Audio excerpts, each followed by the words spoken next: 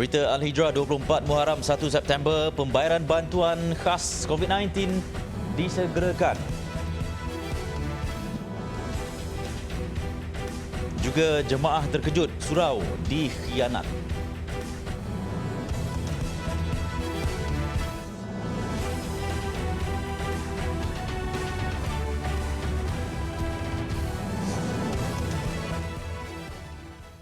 Bismillahirrahmanirrahim. Assalamualaikum warahmatullahi wabarakatuh. Berita Al-Hijrah malam ini bersama saya, Ardi Herman Marzi.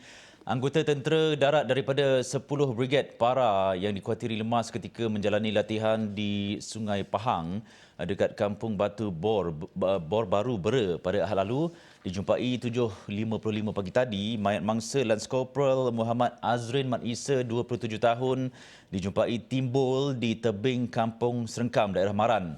Kira-kira 40 km daripada lokasi dia dilaporkan lemas. Penolong Pengarah Operasi Jabatan Bomba dan Penyelamat Negeri Pahang, Ismail Abdul Ghani berkata mayat mangsa dijumpai oleh bot orang awam yang terlibat dalam operasi mencari mangsa yang masuk hari keempat hari ini. 141 anggota bomba dan penyelamat Angkatan Tentera Malaysia ATM, Polis Diraja Malaysia PDRM, Angkatan Pertahanan Awam Malaysia APM, nelayan dan unit amal terlibat operasi mencari dan menyelamat mangsa melibatkan 30 buah bot.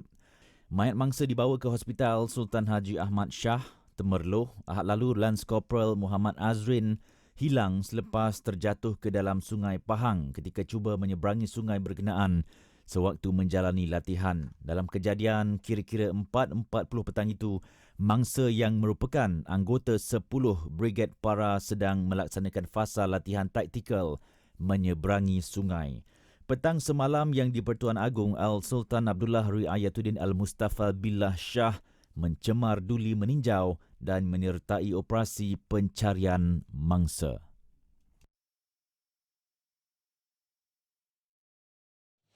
Baik, ini pula misi pencarian seorang mangsa yang dipercayai lemas selepas hilang di bawah arus Sungai Dungun dekat Kampung Tok Kah, Dungun petang semalam. Mangsa Ahmad Firdaus Afiq Cik Yusof 21 tahun masih belum ditemui setakat ini. Menurut ibu mangsa, Senah Ismail, anak bongsunya itu pergi ke sungai berkenaan selepas selesai solat Zuhur untuk mandi bersama 5 rakannya. Kira-kira jam 3 petang semalam dia mendapat khabar bahawa Ahmad Firdaus dan seorang lagi rakan telah dihanyutkan air deras, namun anaknya gagal diselamatkan. Saya pun duduk sekejap lama tu. Duduk kawan di telefon. Sekejap sangat je lah. Lepas saya sudah makan nasi tu sekejap sangat. Kawan di telefon. Kata dia, ni minta maaf ni. Kata, minta maaf lah kata. Tak nak selamat api. Selamat apa saya tanya dia. Dia kata api lemah tak jumpa. Senah berharap anak bongsu daripada 10 beradik itu segera ditemui sama ada masih hidup ataupun sudah meninggal dunia.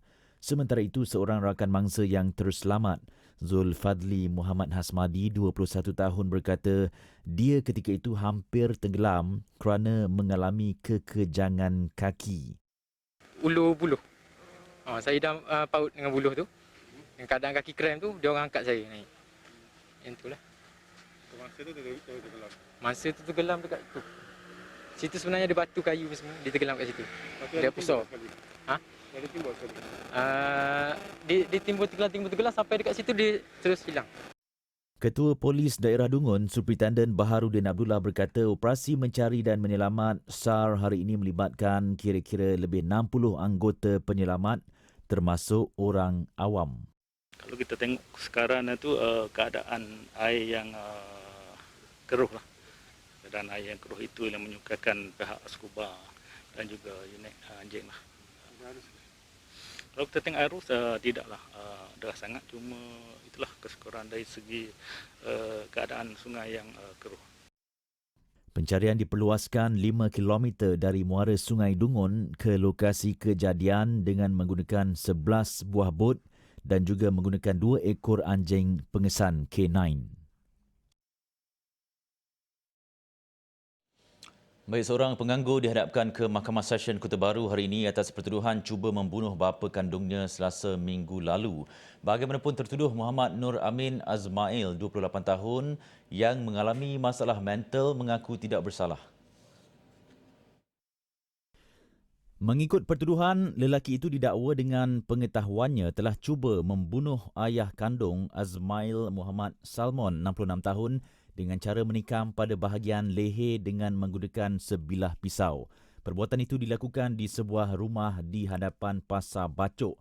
Jam 10.40 pagi pada 24 Ogos lalu, dia didakwa mengikut Seksyen 307 Kanun Keseksaan dan jika sabit kesalahan boleh dihukum penjara sehingga 20 tahun. Hakim dimaklumkan tertuduh mendapat rawatan psikiatri di Hospital University Sains Malaysia HUSM Kubang Krian sejak 5 tahun lalu dan masih menerima rawatan serta temu janji. Mahkamah kemudian memerintahkan tertuduh dihantar ke Hospital Bahagia Ulu Kinta Perak untuk pemeriksaan. 30 September depan ditetapkan sebagai tarikh sebutan semula kes. Jemaah Surau Taman Setia di Bandar Al-Muktafi Billah Shah Dungun terkejut apabila terlihat sesuatu yang dipercayai najis di atas sejadah imam dan juga seperti air kencing di dinding surau. Lebih mengejutkan, jemaah yang ingin menunaikan solat subuh itu turut menemui beberapa Al-Quran yang dibuang berselerakkan di kawasan kebun di sebelah surau tersebut. Menurut Ketua Polis Daerah Dungun, Superintenden Baharudin Abdullah, pihaknya juga mendapati paip air di surau tersebut juga sengaja dibiarkan terbuka manakala perbuatan khianat yang lain masih disiasat. Tambahnya, pengadu turut menyatakan surau telah ditutup pada malam semalam selepas selesai solat Isyak dan tiada orang yang berada di surau selepas pada itu. Pengadu adalah orang pertama hadir ke surau pada jam 5.30 pagi untuk melaungkan azan subuh dan mendapati surau berkenaan dalam keadaan tidak berkunci. Katanya lagi, suspek dipercayai telah masuk ke dalam surau melalui pintu utama dan telah melakukan perbuatan khianat itu. Kes disiasat di bawah Seksyen 295 Kanun Keseksaan atas kesalahan mencemarkan tempat ibadat dan Seksyen 427 Kanun Keseksaan kerana perbuatan khianat. Kesan tapak kaki yang ditemui di sekitar pagar sempadan negara Malaysia Thailand membawa kepada penemuan 15 pendatang tanpa izin parti warga Myanmar, termasuk tekong yang cuba memasuki negara ini secara haram. Mereka dikesan unit resik anggota Batalion 2 Pasukan Gerakan Am PGA yang melakukan pemeriksaan berhampiran pos kawalan di sempadan negara sebelum menahan kesemua mereka pada jam 7.20 malam semalam. Pegawai Pemerintah Batalion 2 PGA Kulim, Superintenden Mat Dali Jamil berkata anggotanya mengesan terdapat kesan pagar yang dipotong sebelum mengekori kesan tapak kaki berkenaan. Anggota PGA terbabit kemudian berjaya menemui sekumpulan parti di kawasan Ladang Laka Temin. Kesemua pendatang haram itu dikatakan mengambil kesempatan pada waktu anggota menukar shift dan pada waktu maghrib kerana menyangka kawalan ketika itu longgar. Namun, sangkaan itu meleset kerana anggota PGA melakukan rondaan 24 jam secara bergilir-gilir di kawasan sempadan negara. Kesemua parti yang terdiri dari seorang wanita dan 14 lelaki itu ditahan kerana tidak mempunyai sebarang dokumen pengenalan diri. Mereka ni dipercayai ada sebuah Pajero yang hantar mereka di sebelah Thailand dan daripada Thailand dia orang pecah pagar tu dan masuk secara berjalan kaki di dalam kawasan Ladang Getah. Kesemua mereka berusia antara 18 hingga 55 tahun, ditahan dan dibawa ke Markas Taktikal Brigade Utara Bukit Kayu Hitam untuk proses selanjutnya. Hasil soal siasat mendapati kesemua mereka dipercayai telah mempunyai majikan di negara ini dan datang ke negara ini untuk bekerja tetapi masuk secara haram. Kesemua yang ditahan disiasat mengikut Akta Immigration 1959-1963, manakala tekong darat disiasat di bawah Anti Pemerdagangan dan Penyeludupan Migran (ATIPSOM).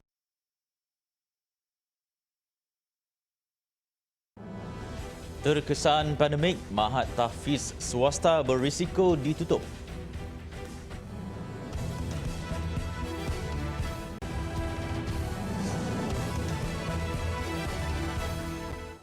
Masih bersama Berita Al-Hijrah, Fasa 1 Pembayaran Bantuan Khas COVID-19 BKC akan dikreditkan bermula 6 September ini setelah Perdana Menteri Datuk Seri Ismail Sabri Yaakob mengarahkan Kementerian Kewangan untuk menyegerakan pembayaran tersebut yang sepatutnya dilaksanakan Ogos lalu. Perdana Menteri Datuk Seri Ismail Sabri Yaakob dalam satu kenyataan hari ini berkata BKC akan memanfaatkan 10 juta penerima yang terdiri daripada kategori miskin tegar, B40 dan M40 serta golongan bujang yang berkelayakan. Untuk tujuan itu, 3.1 bilion ringgit disalurkan kepada institusi perbankan. Pembayaran tersebut akan dilakukan secara berperingkat dan dijangka selesai 10 September ini. Pembayaran seterusnya akan dilaksanakan mengikut jadual yang ditetapkan.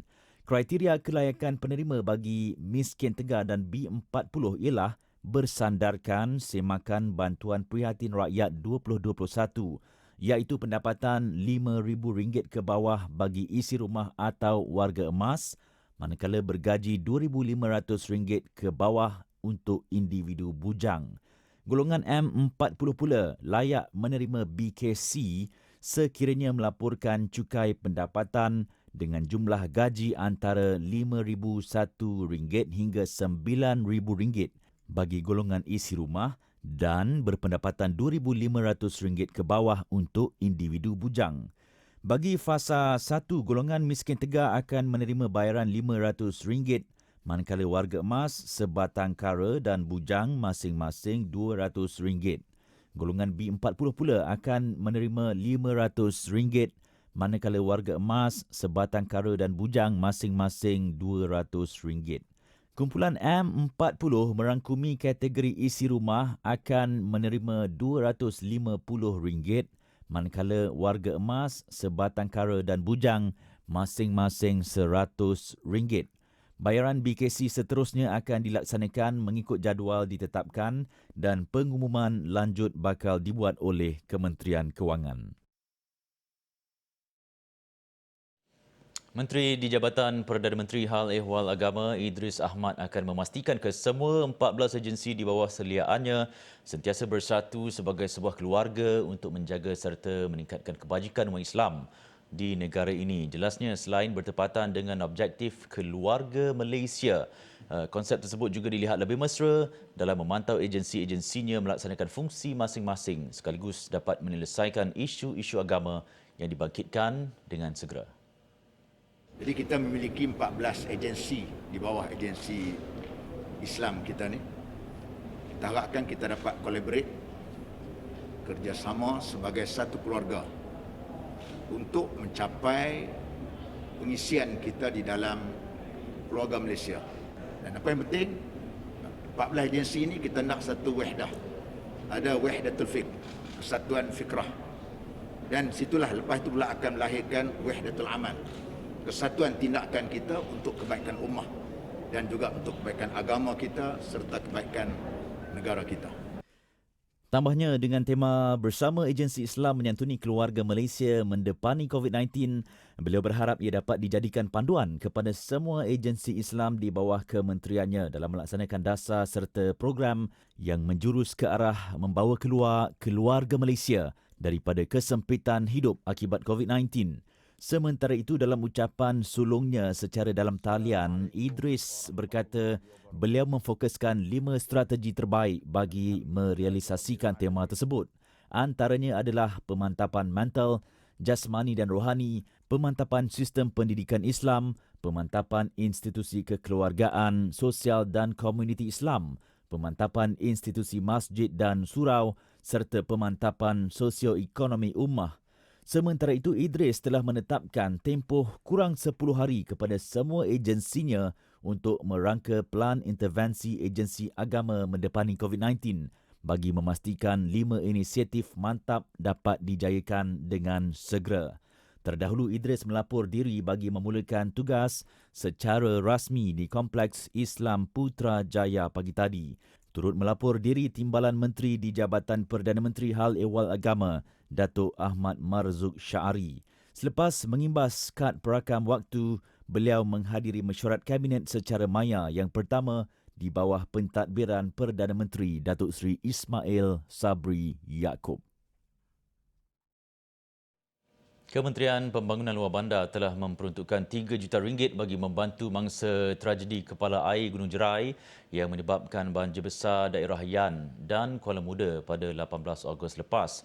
Menterinya Datuk Seri Mahathir Khalid berkata bantuan itu termasuk penilaian dan membaik pulih kerosakan terhadap sekurang-kurangnya 40 buah rumah. Bantuan itu disalurkan menerusi agensi di bawah kementerian itu iaitu Lembaga Kemajuan Wilayah Kedah atau KEDA. Tambahnya selain menyalurkan bantuan barangan serta peralatan rumah, KEDA turut merekrut skuad prihatin yang terdiri daripada 100 petugas untuk membantu pembersihan rumah mangsa terlibat. Peruntukan 3 juta daripada KPLB untuk membantu mangsa-mangsa bencana di sana, dan kita juga membuat penilaian untuk membantu kerosakan lebih kurang dalam 40 buah rumah, 40 buah rumah dengan anggaran kos lebih kurang RM550,000. Beliau ditemui pada majlis serah tugas bersama mantan Menteri Datuk Dr. Abdul Latif Ahmad siang tadi.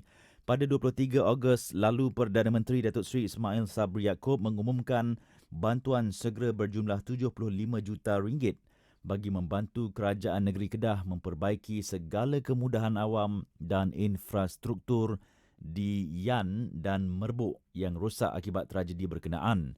Peruntukan itu termasuk RM50 juta menerusi Kementerian Alam Sekitar dan Air yang antara lain untuk menaik taraf sungai dan sistem saliran sepanjang 27 km fasa 1 daerah berkenaan melibatkan kos sebanyak RM5 juta. Peruntukan itu juga melibatkan pembinaan 2 jambatan baru sebanyak RM23 juta, pembinaan intake loji rawatan air di Gurun dan Tupah RM2 juta, pembinaan empangan Sabo Fasa 1 RM20 juta serta kerja pembaikan kemudahan pelancongan desa dan kerja baik pulih bekalan air. Selepas mengalami masalah kewangan yang teruk akibat pandemik COVID-19, sebanyak 30% daripada 160 mahat tahfiz swasta di Pahang terpaksa ditutup kerana tidak mampu menampung kos operasi. Pengurusi Persatuan Institusi Tahfiz Al-Quran Pinta Pahang, Muhammad Abdul Salam Abdul Ghani berkata jumlah itu dijangka akan bertambah sekiranya penularan wabak itu berlarutan dalam tempoh yang agak lama. Menurut Muhammad Abdul Salam, mahat tahfiz swasta sudah tidak mampu bertahan memandangkan institusi itu rata-ratanya tidak mempunyai dana yang tetap dan hanya bergantung kepada sumbangan dan yuran pelajar. Sepanjang Perintah Kawalan Pergerakan PKP, kebanyakan institusi berkenaan terkesan terutamanya berhadapan dengan sumber kewangan bagi menjelaskan bil utiliti, sewa dan gaji tenaga pengajar. Andai kata pandemik ini berterusan dan madrasah tidak dapat meneruskan program operasi mereka seperti biasa, sekarang ni mungkin dalam 30%, tapi akan datang jika benda ini berterusan tak mustahil. Angka tersebut boleh meningkat lagi mungkin hingga 70%, 80%. Sebab operasi tahfiz ni sangat bergantung kepada yuran-yuran pelajar dan juga sumbangan orang ramai. Selain itu, menurutnya, penutupan mahat tahfiz juga turut memberi kesan kepada kualiti hafalan pelajar. Sekiranya ia berlarutan, usaha untuk melahirkan generasi muda tahfiz Al-Quran dibimbangi akan terjejas. Muhammad Abdul Salam yang juga pengetua mahat tahfiz Miftahul Qura menjelaskan setakat ini mahat tahfiz miliknya masih mampu bertahan biarpun berdepan dengan kekangan kewangan ketika ini. Beliau berharap semua pihak termasuk Kerajaan Persekutuan atau Kerajaan Pahang dapat membantu mahat tahfiz swasta di negara ini. Bagi mengelakkan lebih banyak lagi penutupan operasi sekolah berasaskan agama Islam ini, kerajaan digesa dapat mempertimbangkan semula pengoperasian Ma'had Tahfiz dengan prosedur operasi standard SOP yang ketat. Sementara itu, Mudir Madrasah Tahfiz Ar-Rahimiyah Abdul Rahman Khairul Anwar 29 tahun mengakui berdepan dengan masalah kewangan sejak Ma'had Tahfiz seliaannya tidak beroperasi akibat wabak COVID-19. Selain dari sumbangan orang ramai, Abdul Rahman menjalankan perniagaan kain pelikat sebagai ikhtiar untuk mendapatkan wang. Untuk kami terlibat dalam perniagaan ni, kami sebenarnya tidak berapa pandai lah. Tapi kami cuba berikhtiar jugalah untuk menampung kos ni dengan menjualkan pelikat. Memanglah bagi kesulitan bagi kami lah sebab kami bukan dalam bidang kami. Tapi kami cuba juga untuk survive melalui perniagaan ini. Dan Alhamdulillah, walaupun ia tidak dapat membantu sepenuhnya, tetapi dapat membantu untuk madrasah, walaupun sedikit. Justru beliau berharap agar pihak kerajaan dapat menyediakan dana khas tahunan membantu institusi pendidikan agama swasta seperti Pusat Tahfiz. Tiada kes kematian yang dikaitkan langsung dengan vaksinasi COVID-19 di Malaysia setakat ini. Menteri Kesihatan Khairi Jamaluddin Abu Bakar berkata data mengenai perkara itu akan dikeluarkan pihak KKM minggu depan.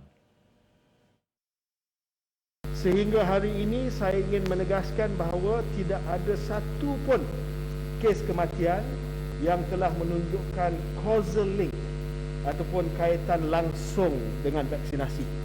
Tetapi untuk melegakan hati rakyat kita, saya dah bincang dengan Tan Sri KP. We will release a huge amount of data on AFIs by next week so that you can see exactly what kind of AFIs, sama ada headache, fever dan sebagainya, and also thromboembolic events. Ya, jadi kita akan release as part of my commitment to provide more transparency to you by next week on the AFI numbers. Beliau berkata demikian pada sidang akhbar di kementeriannya petang tadi. Menurutnya, Jawatankuasa Khas Jaminan Akses Bekalan Vaksin COVID-19 JKJAV melaporkan setakat semalam seramai 15,32,301 individu atau 64.2% daripada populasi dewasa negara telah melengkapkan suntikan vaksin COVID-19. Dalam pada itu, Khairi Jamaluddin turut memaklumkan kes harian COVID-19 mencatatkan sedikit penurunan hari ini dengan 18,762 kes berbanding lebih 20,000 kes semalam. Ia menjadikan jumlah keseluruhan kes meningkat kepada 1,765,016 kes. Selangor Kekal mencatatkan jumlah kes tertinggi iaitu sebanyak 3,711 kes, diikuti Sabah 2,430 kes, Sarawak 2,414, Johor 1,993, Pulau Pinang 1,762, Kedah 1,585 dan Kelantan 1,504.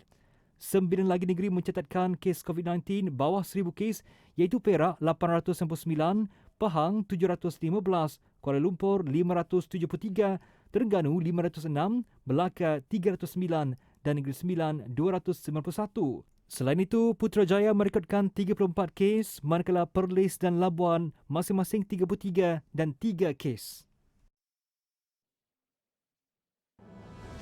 Selepas ini, bas terjunam 32 maut.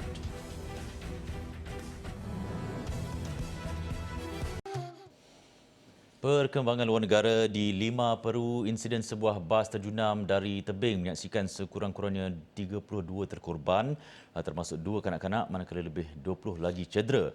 Kemalangan maut itu adalah yang ketiga melibatkan pengangkutan awam di negara itu dalam masa 4 hari. Insiden berlaku di Jalan Sempit Carretera Central, kira-kira 60 km di timur Ibu Negara 5. Menurut pihak polis, usaha mencari dan menyelamat sedang dijalankan. Pihak berkuasa mengesahkan selain dipandu dengan laju, kelalaian pemandu turut menyumbang kepada kemalangan sehingga menyebabkan bas merempuh batu dan terjunam ke dalam jurang sedalam 200 meter.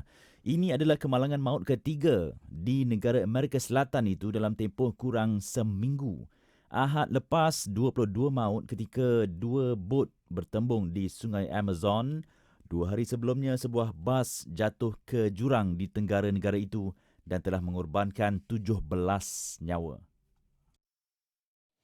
Rakyat Indonesia yang dikuarantin akibat jangkitan COVID-19 mahupun yang tinggal di lokasi terpencil berterima kasih kepada pihak-pihak yang cakna dengan nasib mereka. Negara itu mula melaksanakan bantuan bekalan makanan dan perubatan menggunakan drone bagi memastikan mereka yang terjejas tidak dipinggirkan. Usaha penyaluran makanan dan bekalan ubat itu diilhamkan sekumpulan anak muda yang juga peminat drone di negara itu menggunakan nama The Makassar Recover Drone Medic. Ia menghantar bantuan keperluan sekurang-kurangnya 5 kali sehari kepada penduduk yang memerlukan. Tindakan mereka amat dihargai oleh mangsa-mangsa COVID-19 yang dikuarantin di rumah. Mereka menganggap ia inovasi baru yang penting dalam membantu mereka yang terkesan. Kesannya saya merasa dengan adanya obat yang dikirimkan melalui drone itu berarti ada perhatian pemerintah daerah kepada saya sebagai masyarakat yang mengidap penyakit COVID-19. Hartati dan 4 anggota keluarganya menghidap COVID-19 di sebuah kawasan yang 80% penduduknya telah dijangkiti virus pembunuh itu. Sejak pandemik melanda dunia, Indonesia melaporkan lebih 4 juta kes positif COVID-19, manakala angka korban mencecah lebih 131,000 kes. Laporan itu tadi menutup berita Al-Hijrah untuk malam ini. Saya Ardi Herman, kita jumpa lagi. Assalamualaikum warahmatullahi wabarakatuh. Selamat malam.